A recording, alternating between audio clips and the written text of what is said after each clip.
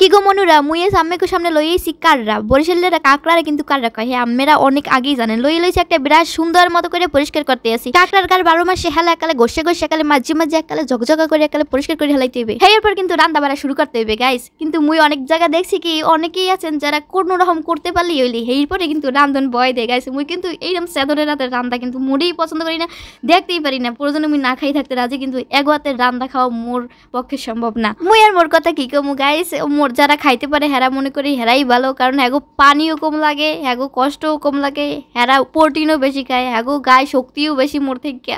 তাক ভালোই এই যে কাঁকড়াগুলো দেখতেছেন সুন্দর সুন্দর করে কাটুন নিয়ে কিন্তু মুই কাটছি লগে ক্যামেরাম্যান আসলে না হেলে মুই ভিডিও করতেও পারি না আর আম্মেগুলোকে শেয়ার করতেও পারতেছি না যাই হোক যতটুকু শেয়ার করতে পারতেছি সেটুকু মুই নিজে নিজেই ভিডিও করছি আর সেগুলো আম্মেগুদারে শেয়ার করতে আছি যাতে আম্মেরা অনেক ভালো ভালো কমেন্ট করেন সেই লিগে দেখছেন ফাইনাল লুক কতটা ঝকঝকা কতটা পরিষ্কার হয়েছে দেখেই মানুষের মনে এখন ভক্তি চললেই আর রান্নার লুক দেখে তো জিভে জল চললেবে গাইস এরা বুঝতে হইবে যে কি রান্না করছে আমার শাশুড়ি অনেক ভালো রান্না করে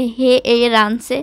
অনেক মজা হয়েছে অনেক ইয়ামি হয়েছে দেখেই তো বুঝতে পারতেছেন যেমন কালার হয়েছে এমন গন্ধ ছিল যদি শেয়ার করা যাইতো গন্ধটা আম্মেকে দেখাই আমি খাইতেছি আজকের ভিডিওটা এই পর্যন্তই সবাই ভালো থাকেন টাটা।